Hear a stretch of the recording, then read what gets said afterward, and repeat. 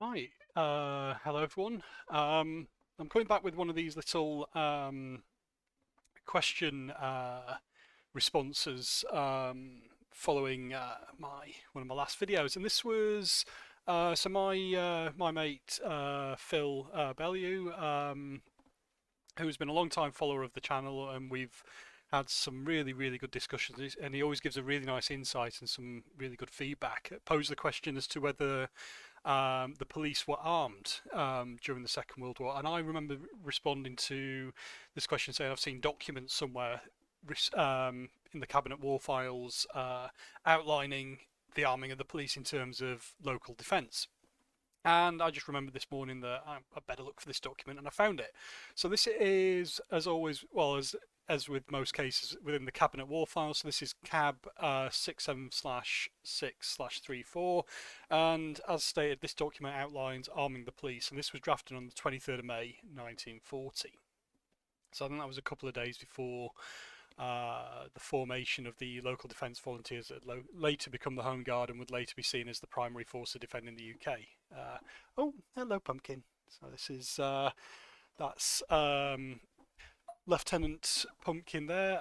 Unfortunately, our cat Poppy passed away a couple of months back, and she was posthumously promoted to the rank of general, and she's been replaced by Lieutenant Pumpkin, who's currently going through the process of orientation that the cats go through in this house. Anyway, so on the 23rd of May 1940, this memorandum was put out by the Home Secretary, and this outlined the possibility of arming the police. So this outlines here that the police are a civilly enforced, normally unarmed, and are only a minority of the members of the regular and auxiliary police forces are at present trained in the use of firearms. And even in the existing situation, the main body of the police must remain available for the performance of normal police duties. For most, and in most cases, carrying of arms is unnecessary and undesirable. So there is, however, a large number of men, approximately 10,000 full-time policemen, and many thousands of part-time special constables now employed in guarding vulnerable points against sabotage. So this is a key role that was initially undertaken by, or primarily undertaken from the outbreak of war by the Home Defence battalions. Remember, I mentioned in one of my previous videos that they weren't Home Guard, they were an arm of the Territorial Army.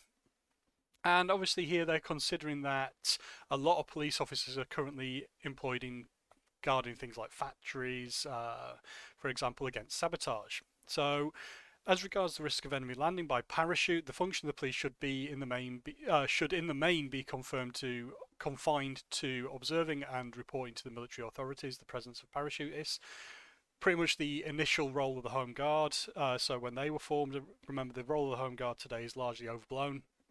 And one of their primary roles upon formation was to literally just report the presence of parachutists rather than actually attacking them, and also preventing attempts at sabotage or other sets of violence by isolating individuals and overpowering and arresting the individuals where possible. That is not something generally the Home Guard would do.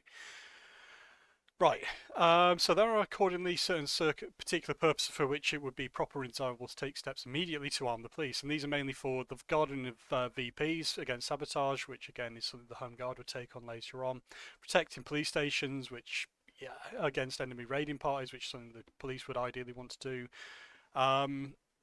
So this is pretty interesting that selected members of staff at the station would be armed for this purpose of guarding police stations rather than the Home Guard. Armed motorised patrols employed in parties of from 2 to 4 men, especially in rural districts, and at can't read that. And at the appropriate to important some approaches to important towns. That's interesting. Again, that's something that's traditionally seen as been a Home Guard role today as well, but would be something that was primarily Home Defence Battalion related. And then you've also got armed police posts should be to be established where men can be spared at bridges and other key points with a view to controlling movement on the road and holding up individual parachutists attempting to reach their rallying points. So again, this is something that's seen as been a role of the Home Guard, but it is clearly here being considered as something that the armed police would establish. And this is interesting because this ties in as well with the video I did on controlling the roads in terms of moving civilians and keeping roads open for the military, in that vehicle points and police points were set up across the road network, and it makes me wonder if this was part of that role that the police would be undertaking in terms of keeping the roads open and movement free for the military. Okay, so.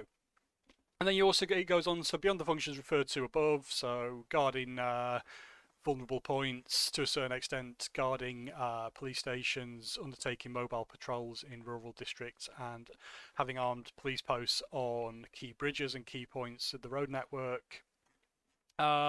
It then goes on to say that there remain certain tasks such as overpowering formed parties of parachutists. They suggest is a matter for the military authorities or the local defence volunteers. Notice how the military authorities, that being the regular and territorial army, take priority over the LDV in terms of this. Again, everyone jumps straight to the local defence volunteers / home guard and completely ignores the military authorities, the actual military. So, and then the other one being protecting points of importance other than police stations, which might form primary objectives for parachute parties, so railway stations, telephone exchanges, and many power stations. These are key things which the Home Guard would actually guard. This appears to be a task undertaken primarily by units of the LDV, formed either from the general force or on the basis of local units from the staffs of the establishments concerned. And as we saw later on, upon the formation of the Home Guard, this is what their primary role was. It wasn't necessarily it wasn't an active an active role that they took in terms of like counter-attacking and doing all the fighting. They would have been extremely limited to what they were doing. And again, like I say, overpowering parties of parachutists is something that's primarily undertaken by the regs and the TAs. And when we look at this later, which I will do, we'll see that the LDV's role in that was primarily reporting the presence of parachutists and only attacking them if completely unavoidable. Okay, so after outlining all this, the conclusion from this is that it's submitted that both of these functions are outside the proper scope of the police. So ideally, they don't want the police taking on parachutists, enemy parachutists, and they also don't want the police protecting things like railway stations, telephone exchanges, and power stations, for example. So this outlines here that, yes, the police are already in possession of things like revolvers and automatics. So that doesn't mean, submachine guns and things like that. It means automatic pistols. So like things like your Colt 1911, for example, been an example of that. So yeah, although the police do have weapons, so small arms for use in arresting dangerous criminals, and also a limited number of rifles and service revolvers lent by the War Office for the use of police employed at ports or in protecting certain vulnerable points. The number of arms now held by the police force falls way short of those required for the duties enumerated in paragraph 4. Again, paragraph 4 was that one there which we've looked at. Okay. Yeah, and it's been provisionally estimated that for the purposes outlined in paragraph 4, an additional 12,000 rifles and 10,000 revolvers would be required.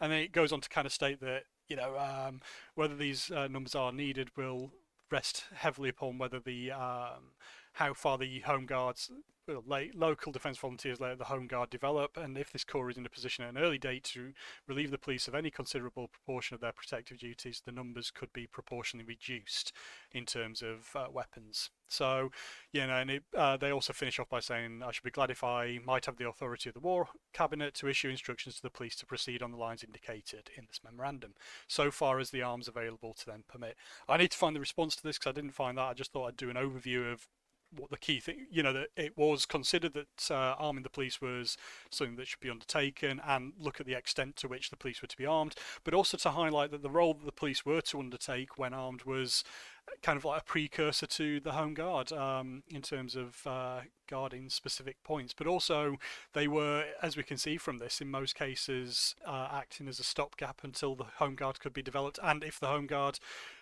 local defence volunteers, later the Home Guard, were actually ever in a position to undertake the roles that were outlined in this document.